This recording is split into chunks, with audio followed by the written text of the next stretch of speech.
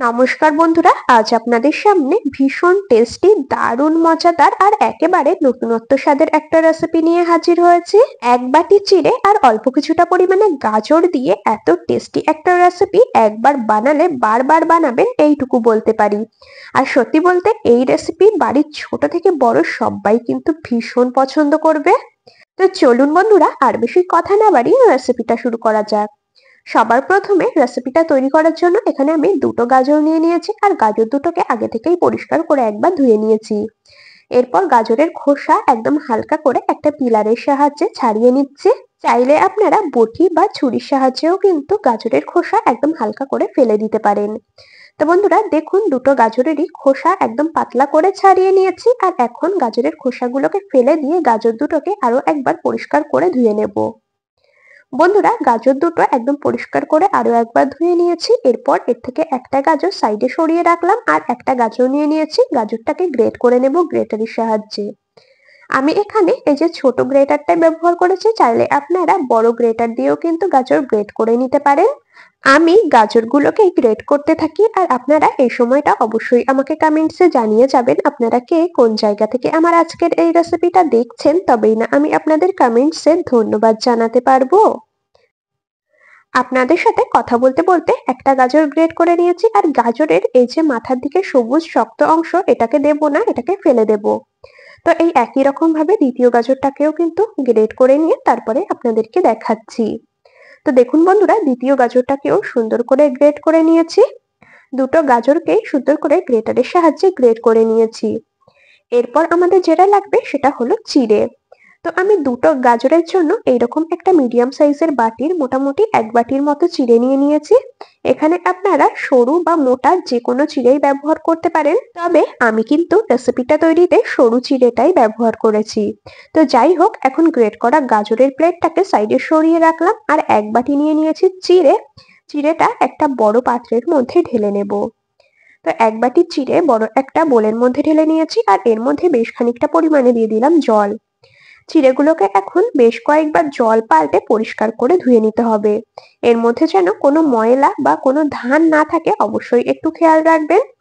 তো চিড়েগুলোকে আমি 3 থেকে 4 বার জল পাল্টে ধুয়ে নিয়ে তারপরে দেখাচ্ছি। দেখুন বন্ধুরা, চিড়ে একেবারে পরিষ্কার করে ধুয়ে নিয়েছি আর এখন চিড়ের মধ্যে বেশ কিছুটা পরিমাণে জল দিয়ে মোটামুটি 10 মিনিটের মতো এটাকে ঢাকা দিয়ে রাখবো, যাতে চিড়েগুলো সুন্দর করে ভিজে নরম হয়ে যায়। চিড়েগুলোকে ঢাকা দিয়ে রেখে এদিকে চলে এলাম ওভেনের কাছে। ওভেনে বসিয়ে দিয়েছি একটা ফ্রাইং প্যান। এর মধ্যে দিয়ে দিলাম 1 চামচ ঘি। ঘিয়ের পরিবর্তে আপনারা কিন্তু সাদা তেলও ব্যবহার করতে পারেন, তবে ঘি দিলে স্বাদ এবং গন্ধ দুটোই কিন্তু অনেক ভালো হয়। ঘি দিয়ে খুব ভালো করে ফ্রাইং প্যানটাকে গরম করে নিয়েছি আর এর মধ্যে এখন গ্রেট করে রাখা গাজরগুলোকে দিয়ে দিলাম। বন্ধুরা এখন কিন্তু গ্যাসের ফ্লেমটাকে আমি মিডিয়ামে রেখেছি। গাজরগুলোকে হালকা একটু নেড়ে নিয়েছি আর এখন এর মধ্যে দিয়ে দেব একেবারে সামান্য পরিমাণে লবণ। মোটামুটি 1 চিমটির মতো আমি লবণ দিয়েছি শুধুমাত্র টেস্টের জন্য। লবণ দিয়ে গাজরগুলোকে হালকা করে একটু নেড়েচেড়ে নেব আর এখন একটা ঢাকা দিয়ে ঢেকে দেব, যাতে গাজরগুলো সুন্দরভাবে সেদ্ধ হয়ে যায়। মোটামুটি 3 থেকে 4 মিনিটের মতো ঢাকা দিয়ে মিডিয়াম ফ্লেমে গাজরগুলোকে রান্না করে নেব। তো বন্ধুরা মোটামুটি 3 মিনিটের মতো আমি গাজরগুলোকে ঢাকা দিয়ে রেখেছিলাম আর গাজরগুলো কিন্তু এখন অনেকটাই সেদ্ধ হয়ে গেছে। আর যেহেতু গাজর গ্রেট করা রয়েছে, তো সেই জন্য সেদ্ধ হতেও কিন্তু খুব একটা বেশি সময় লাগবে না। এর মধ্যে মিষ্টির জন্য আমি খেজুরের গুড় ব্যবহার করছি, মানে খেজুরের পাটালি গুড়টা ব্যবহার করছি। চাইলে আপনারা কিন্তু এর পরিবর্তে চিনিও ব্যবহার করতে পারেন, তবে এখন যেহেতু শীতকাল আর খেজুরের গুড়ের সিজন, তো খেজুরের গুড় দিলেই কিন্তু রেসিপিটা মনে হয় বেশি ভালো লাগবে।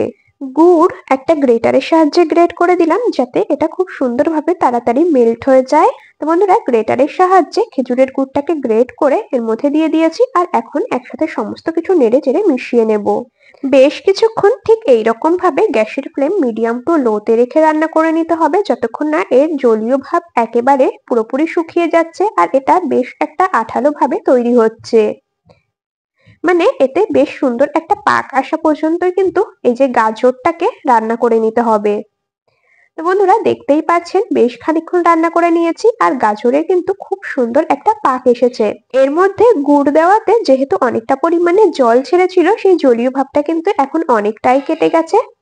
ঠিক এই রকম পর্যায়ে আসা পর্যন্ত কিন্তু আমাদের গাজরটা রান্না করে নিতে হবে। পুরটা ঠান্ডা হওয়ার পর কিন্তু আরো একটু শক্ত হয়ে যাবে। তো যাই হোক, এটাকে সাইডে সরিয়ে রাখলাম আর এদিকে চিড়েগুলোকে 10 থেকে 15 মিনিটের মতো জলে ভিজিয়ে রেখেছিলাম আর চিড়েগুলো এখন অনেকটাই নরম হয়ে গেছে। এর মধ্যে যা এক্সট্রা জল ছিল সেটাকে ফেলে দিয়েছি। আর বন্ধুরা, এখন এই ভিজিয়ে রাখা চিড়েগুলোকে একটা মিক্সির জারের মধ্যে নিয়ে খুব সুন্দরভাবে পেস্ট তৈরি করে নেব। চিড়েগুলোকে পেস্ট করার সময় ছোট জারটা ব্যবহার করেছি, সেই কারণে একেবারে ভালো মতো করে চিড়েগুলো পেস্ট হয়নি। অবশ্যই কিন্তু আপনারা চিড়ে পেস্ট করার সময় বড় জার ব্যবহার করবেন, তাহলে কি হবে, চিড়েগুলো একদম সুন্দরভাবে মিহিভাবে পেস্ট হবে। দেখুন, চিড়ে যেহেতু পরিমাণে অনেকটাই বেশি ছিল, সেই কারণে ভালো মতো করে পেস্ট হচ্ছে না। তো সেই জন্য একটা বড় জারের মধ্যে আমি এই চিড়েগুলোকে নিয়ে নেব। আপনারা প্রথমেই যে কোনো একটা বড় জারে নিয়ে নেবেন। তো প্রথমে যেহেতু আমি ছোট জারে চিড়েগুলোকে নিয়ে পেস্ট করতে গেছিলাম, তো পেস্ট একেবারেই ভালো হচ্ছিল না, সেজন্য চিড়েগুলোকে বড় জারের মধ্যে নিয়ে নিলাম। আর এর মধ্যে আমি হাফ কাপের মতো দিয়ে দিলাম জল। এখন বন্ধুরা, একদম স্মুথ ভাবে পেস্ট বানিয়ে নেব। দেখুন, চিড়েগুলোকে এখন একদম সুন্দর করে পেস্ট করে নিয়েছি। দেখতেই পাচ্ছেন কতটা মিহিভাবে পেস্ট তৈরি হয়েছে। তো যাই হোক, এখন এর মধ্যে দিয়ে দিচ্ছি বাটি মেপে 1 বাটির 4 ভাগের 1 ভাগ সুজি। যে বাটি মেপে চিড়ে নিয়েছিলাম ঠিক সেই বাটি মেপেই 4 ভাগের 1 ভাগ দিয়ে দিলাম সুজি। আর বেশ খানিকটা পরিমাণে দিয়ে দিলাম জল। এখন সমস্ত কিছু আবারও কিন্তু খুব ভালো করে মিহি করে বেটে নিয়েছি। দেখতেই পাচ্ছেন মিশ্রণটা কিন্তু একেবারে স্মুথ ভাবে তৈরি করে নিয়েছি। তবে প্রথমেই কিন্তু মিশ্রণটা একেবারে পাতলা করে দেওয়া যাবে না, মোটামুটি একটু ঘন রেখেই তৈরি করে নিতে হবে, না হলে ব্যাটারটা একেবারেই পাতলা হয়ে যাবে। মিশ্রণটাকে এখন একটা বড় পাত্রের মধ্যে ঢেলে নিচ্ছি। তো বড় একটা বোলের মধ্যে সমস্ত মিশ্রণটাকে ঢেলে নিয়েছি। আর দেখতেই পাচ্ছেন প্রথমে কিন্তু মিশ্রণটা একেবারে পাতলা তৈরি করিনি, বেশ একটু ঘন রেখেই তৈরি করে নিয়েছি। এখন এর মধ্যে অল্প অল্প জল দিয়ে এটাকে এর থেকে একটু পাতলা তৈরি করে নিতে হবে। তবে বন্ধুরা, ব্যাটারটা কিন্তু একেবারে বেশি পাতলা হবে না আর খুব বেশি ঘন করেও তৈরি করা যাবে না, মিডিয়াম ঘনত্বে রেখে এই ব্যাটারটা রেডি করে নিতে হবে। তো দেখতেই পাচ্ছেন অল্প অল্প করে কিন্তু আমি এর মধ্যে জল দিয়ে ব্যাটারটা তৈরি করে নিচ্ছি। আর এখানে আমি কোনো গরম জল বা ঠান্ডা জল ব্যবহার করছি না, নর্মাল রুম টেম্পারেচারের জলটাই ব্যবহার করছি। এখন এর মধ্যে দিয়ে দিচ্ছি স্বাদ মতো লবণ, ওই মোটামুটি হাফ চামচের মতো এর মধ্যে লবণ দিয়ে দিলাম। আপনারা নিজেদের টেস্ট অনুযায়ী লবণের পরিমাণ কম বেশি করে দিয়ে নেবেন। লবণ দিয়ে আবারও কিন্তু মিশ্রণের সাথে খুব ভালো করে মিশিয়ে নিচ্ছি আর একটু ভালো মতো করে ফেটিয়ে নিচ্ছি। তো দেখুন বন্ধুরা, মিশ্রণটা আমাদের একদম রেডি হয়ে গেছে আর ঠিক এইরকম ঘনত্বেই কিন্তু মিশ্রণটাকে তৈরি করে নিতে হবে। মিশ্রণের বাটিটাকে সাইডে সরিয়ে রাখলাম, আবার চলে এলাম ওভেনের কাছে। ওভেনে একটা ফ্রাইং প্যান বসিয়ে দিয়েছি। প্যানটা খুব ভালো করে গরম করে নিয়ে একেবারে কয়েক ফোঁটা দিয়ে দিলাম সাদা তেল। মোটামুটি 2 থেকে 3 ফোঁটার মতো সাদা তেল দিয়ে খুব ভালো করে ফ্রাইং প্যানের চারিদিকে মাখিয়ে নিয়েছি। এখন বন্ধুরা, তৈরি করে রাখা ব্যাটার থেকে 1 হাতা ব্যাটার এর মধ্যে দিয়ে দিলাম। গ্যাসের ফ্লেম মিডিয়াম টু লোতে রেখে এখন ঢাকা দিয়ে দেব মোটামুটি মিনিট খানিকের মতো। খুব বেশি সময় ঢাকা দেওয়ার প্রয়োজন নেই, 1 মিনিটের মতো একটু ঢেকে দিলেই হবে। 1 মিনিট মতো এটাকে ঢাকা দিয়ে রান্না করে নিয়েছি। আর এখন দেখুন বন্ধুরা, এটা কিন্তু খুব সুন্দরভাবে ফ্রাইং প্যান থেকে ছেড়ে আসছে। আপনাদেরকে হাত দিয়ে তুলেই দেখিয়ে দিচ্ছি, দেখুন কতটা সহজে ফ্রাইং প্যান থেকে ছেড়ে আসলো। তো যাই হোক, এখন এর ওপরে দিয়ে দিতে হবে তৈরি করে রাখা পুর। মানে গাজরের যে পুরটা রেডি করে রেখেছিলাম তার থেকে অল্প কিছুটা নিয়ে হাত দিয়ে একটু রোল করে নেব। দেখুন, হাত দিয়ে প্রথমে একটু এরকম লম্বাটে শেপে তৈরি করে নিয়ে পিঠের ওপরে দিয়ে দিলাম।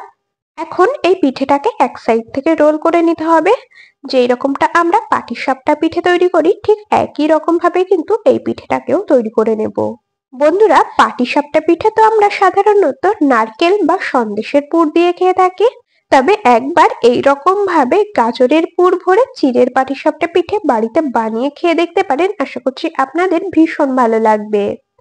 তো বন্ধুরা, দেখুন প্রথম পাটিসাপটা পিঠেটাকে তৈরি করে নিয়েছি আর এটাকে একটা প্লেটের মধ্যে নামিয়ে নেব। আর দেখুন, দেখতেও কিন্তু ভীষণ সুন্দর লাগছে। আর এই একই রকম ভাবে আরো একটা পাটিসাপটা পিঠে আপনাদেরকে বানিয়ে দেখাচ্ছি। একই রকম ভাবে প্রথমে 2 থেকে 3 ফোঁটার মতো সাদা তেল দিয়ে দিতে হবে ফ্রাইং প্যানে। আর তেলটা খুব ভালো করে প্যানের চারিদিকে মাখিয়ে নিতে হবে। প্যান খুব ভালো মতো করে গরম করে নিয়ে 1 হাতা ব্যাটার এর মধ্যে দিয়ে মোটামুটি মিনিট খানিকের মতো এটাকে ঢাকা চাপা দিয়ে রাখতে হবে। 1 মিনিটের মতো ঢাকা দিয়ে রেখে তারপর আপনাদেরকে দেখাচ্ছি। 1 মিনিট মিডিয়াম টু লো ফ্লেমে রান্না করে নিয়েছি আর এখন কিন্তু সুন্দরভাবে এটা তৈরি হয়ে গেছে। দেখুন কতটা সহজে পিঠেটা ফ্রাইং প্যান থেকে ছেড়ে আসছে। এখন এর একটা সাইডে দিয়ে দিতে হবে তৈরি করে রাখা পুর। ঠিক যেই রকম ভাবে আমরা নারকেল বা সন্দেশের পুর দিয়ে পাটিসাপটা তৈরি করি একই রকম ভাবে এক সাইডে পুরটাকে দিয়ে ঠিক এইরকম ভাবে পিঠেটাকে রোল করে নেব। এই সময়টা প্রতিদিনকার মতো আজও আপনাদের সাথে একটা কথা শেয়ার করে নিই। আপনারা যদি আমার আজকের এই রেসিপিটা ইউটিউব চ্যানেল থেকে দেখে থাকেন তবে চ্যানেলটি সাবস্ক্রাইব করে বেল নোটিফিকেশন অলে সেভ করে রাখবেন। আর যদি ফেসবুক পেজ থেকে দেখে থাকেন তবে পেজটিকে ফলো করে রাখবেন এইরকম আরো দারুণ দারুণ রেসিপির আপডেট সবার আগে পাওয়ার জন্য। তো দেখুন বন্ধুরা, দ্বিতীয় পিঠেটাকেও প্লেটের মধ্যে নামিয়ে নিয়েছি আর এই একই রকম ভাবে সমস্ত পিঠেগুলোকে তৈরি করে নেব। তো সব পিঠেগুলো তৈরি করে নিয়ে 4টে পিঠে একটা প্লেটের মধ্যে পরিবেশন করে নিয়েছি। আর দেখুন পিঠেগুলোকে দেখতেও কতটা সুন্দর লাগছে আর পিঠেগুলো হয়েছে একেবারে নরম তুলতুলে। রেসিপিটা আপনাদের কেমন লাগলো অবশ্যই কমেন্টসে জানিয়ে যাবেন। যদি ভালো লেগে থাকে তবে ভিডিওটিতে একটি লাইক আর বন্ধুদের মধ্যে অনেক অনেক শেয়ার করে দেওয়ার অনুরোধ রইল।